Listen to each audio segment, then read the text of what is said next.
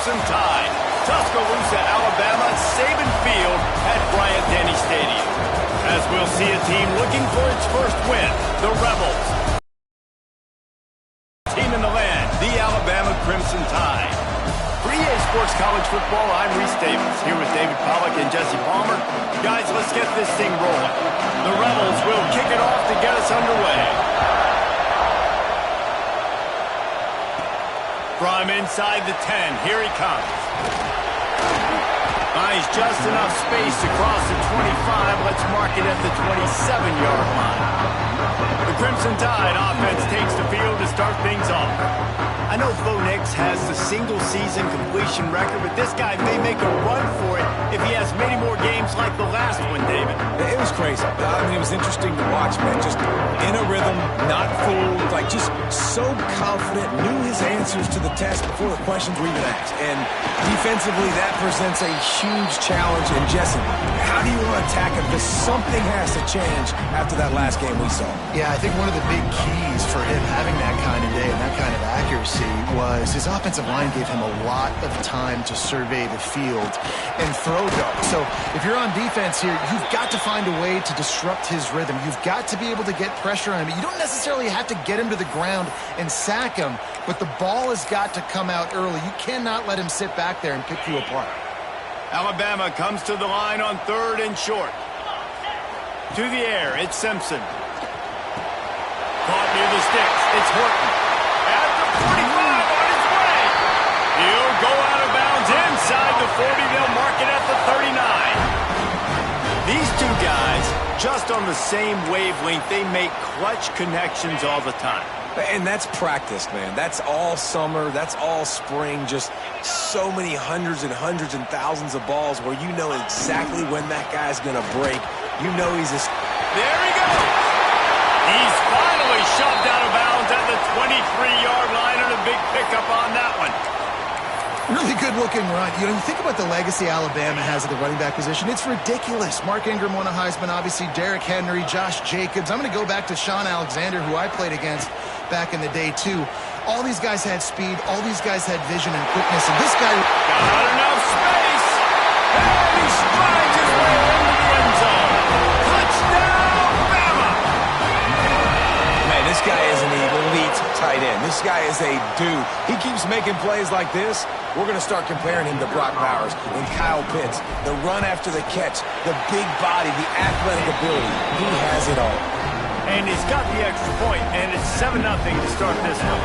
Kickoff unit is out there again, and this crowd is feeling themselves after that last drive. And it'll be a touchback. The ball will come out to the 25-yard line. The Rebels offense has the ball for the first time. They are going to be greeted rather rudely, I guess, by a group of defensive linemen that wreak havoc and hunt down quarterbacks, Jesse. And they wreck games. They take away everything you do offensively. So it's a huge challenge in this one, David, for this offensive coordinator to try to call plays and find ways to get the football away from these big fellas up front because they take games over. And get the ball out quick. Like when you've got a defensive line that can penetrate, they can get TFLs, get sacks, it's going to be on this offensive line to buy a little bit of time, but also the ball to come out quick, win in the secondary right now.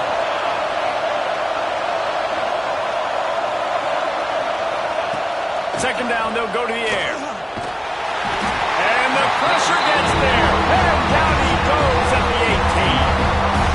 Man, that's an impressive play. This dude is so dominant. And I'll tell you, we don't have enough time in this broadcast to list off all the great Alabama D-linemen, especially in recent years. That play right there, that reminds me of a guy I played against back in the day, Cornelius Griffin, playing on the inside of Alabama's defensive line. You knew every single time you dropped back, you were going to have that guy in your lap. He was always pushing the pocket. He was always collapsing it with his speed and athleticism and his first step.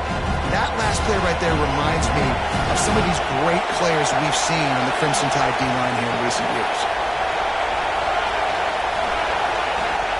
On 3rd and long, hoping to throw beyond the sticks. Picked off. How about that? Making a play and setting up your offense inside the 40 at the 39. Not the start of this kid kid was looking for. Very first pass of the day gets picked off. This is a defense that's got a lot of ball hawks on the back end, and he's got to be real careful with his eyes, not telegraph throws like he did right there. He's going to have to settle in.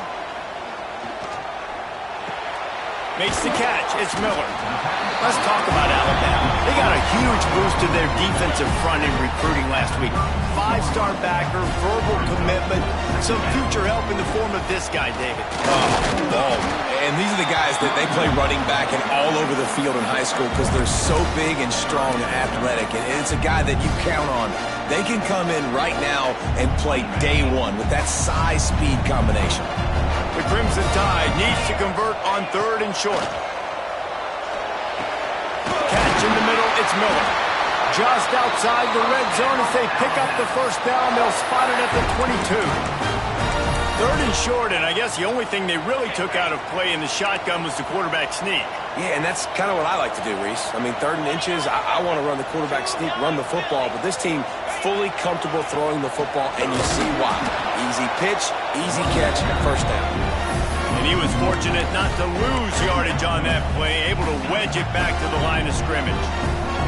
Got stuffed on first down. It's 2nd and 10. Grabbed over the middle. It's Bernard. The ball is down at the 14 after that grab. Man down on the play as the officials take a break to let him be checked out. Alabama comes to the line on 3rd and short. On the shot. That'll be enough to give them a 1st and goal from the 10. You don't want to have to settle for the field goal down here. When you have a red zone weapon like this dude, use him. And when you get in this area and you've got that big target and that big fella that you can find and you know he's going to win, those critical 3rd down situations, you're going to find him more and more. Great connection right there. Going to work on 2nd down, and the red zone is still some ground to cover to pick up that first down. They'll keep it on the ground. And he takes it in for a score. Touchdown, Crimson Tide. Lining up for the PAT. And this running back is so dangerous down close to the end zone. He's got wiggle, he's got great vision and burst, and he showed all of those attributes right there. Kickoff unit on the field, and this defense will be called on to protect this lead.